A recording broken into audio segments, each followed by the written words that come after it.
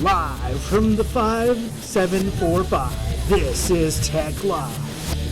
Death in its most hideous form. And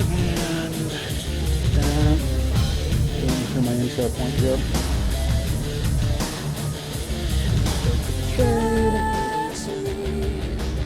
Okay, folks, hey, welcome in. I'm Carly Fleischman, live from the 5745. This is our first initial run here. This is Tech Live. In studio with me today is Mr. Jose.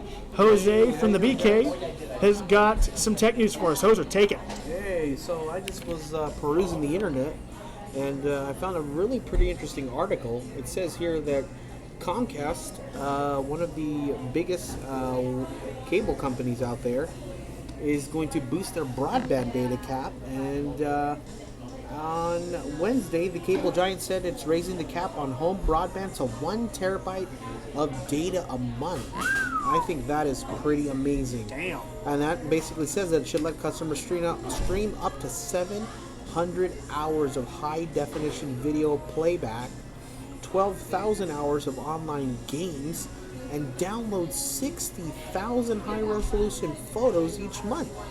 I mean, that's just amazing when you come to think of it. I think a lot of people have a lot of photos that they love to share with their friends and family, and I think this 1 terabyte data cap is going to let a lot of people have a lot of freedom.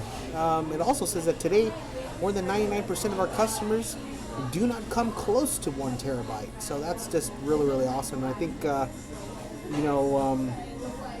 having this news for Xfinity Comcast subscribers is going to be really, really good. I, for one, am a Comcast subscriber, so I think this is going to be good news coming out of my camp, and I can't wait to, download some photos, watch some movies, and not worry about anything. So I don't know, Carly, what do you think about that? I think that's pretty awesome.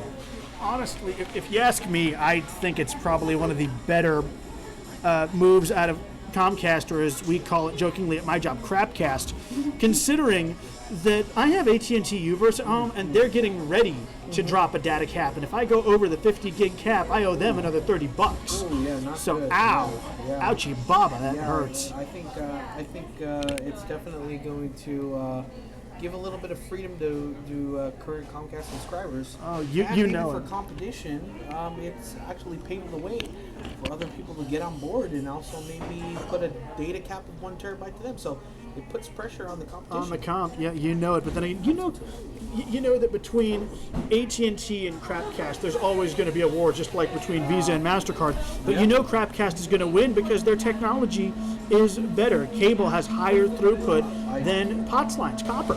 I totally agree. But I think later on in the long run, I think Google's going to get into The game. and I think they're going to put their 2 cents in, and I think Google, forget their 2 cents. They're going to put their 2 million cents. and they're going Google Optics. I mean, that thing is, I heard, and correct me if I'm wrong, that thing is a lot faster than cable.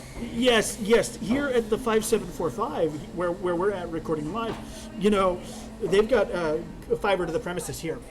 Absolutely. Google and it's Fiber. pretty fast. Yes. I could probably upload this to YouTube and not care. Absolutely.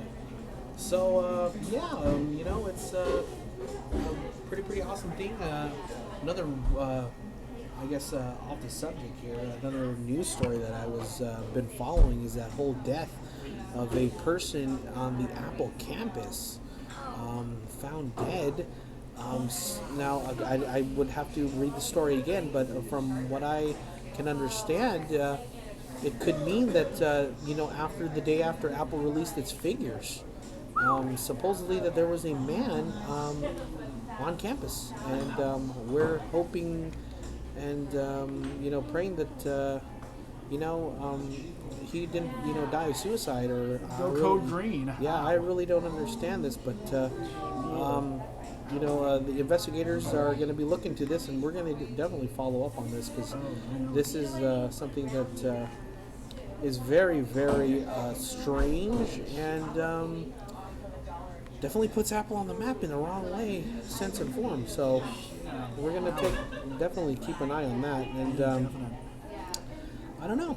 So, Carly, do you have any other Tech news or anything? tech news or final thoughts before we Wrap it. wrap it for You know, initial? before we wrap here, I got to do a couple of things here. And firstly, that is, please, folks, forgive me for my horrible audio editing. yeah. This is my first try at this. Secondly, if you remember me from the old Streamlink days, as Alanis Johnson, I'm back, mother truckers. I'm back, and I'm doing live remotes, and there's no bus driver to tell me otherwise. So, with that in mind, Hoser, got any tech questions? We're going to go and run a tech question segment here, and then I'll do a few The only bits. tech question I had was a while back. What's your opinion on someone trying to get a new iPhone? Should they go iPhone 6s, because that's the newest one out there, or the 6s Plus? Now, for me, I'm a little bit. He's got that go big or go home mentality, thanks I'm to one of also- our other friends. Right, but I'm also a little bit under, budget constraints. So As we all are. Should you do the last year's version, the iPhone 6 or the iPhone 6 Plus? So, what do you think Are the your deals 2 there? cents on that one? What I would say to that is really, quite honestly, I would have to the point of, if you really care that the A8X? I think it's the A8 chip. A8 Let chip. me, Well, if you really care about 0.5 gigahertz, marginal difference on your processor and on your graphics and on your camera, do it. If you've got the money and you care.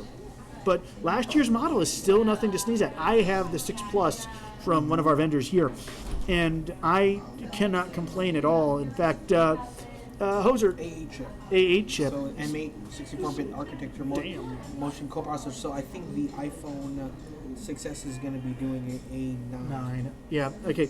So another thing, Jose, do you have any customer service horror stories before we wrap? But like I said, if you really want that extra boost, but you've got to remember, app developers have to optimize their apps to take advantage of that new hardware. That's going to be a lot of code refactoring. I've done it once for Windows, and it's bad. It's probably easier on the iOS side, but still, it's a task. Ozer, you got any customer service horror stories? I think we'll do some horror stories, and then we'll do maybe some service recovery jokes, and then we'll call it. Not that I can think of, but I think in future Shows. I'll definitely put that out there, because let me tell you, man, Working in the service industry was bad. it was an eye-opener, if you would. Yeah, and he worked at the Burger King, where I did maybe 2 shows back in the old days before they cracked down on me. Mother truckers. Okay, got any tech support scam or something? No, not Good to play us out? Not that I have. All right, I don't have anything either at this point. But we'll keep you up to date on those. Oh, we will, because I watch the videos. Anyhow, with that in mind, what I need to do is some regulatory announcements, and that is, firstly, from us over here at TechLive, please remember, don't text and drive. Texting and driving, it can wait. Don't be an idiot, please. Don't put my life in danger, my family's life in danger. Just don't be an idiot. It can wait. And secondly, got to give a big shout out to Starbucks. They're the ones playing host to us over here. I'm surprised nobody's told us to shut up. But big thanks to the guys at Starbucks here in Merced. I'm not allowed to say where we are right now on the air, but we're at a Starbucks and we're here in Merced. Go have fun. So anyhow, that's it. Be safe, and somebody please fade us into the music. Bye for now. Bye for now. Thanks again. This has been a production of C. Fleischman Enterprises. Engineered by Carly Fleischman. Mixed by Carly Fleischman. Special appearances by Jose Acoba. Copyright 2016, Carly Fleischman Enterprises. All rights reserved. Laugh it up. Laugh it up. And we're clear.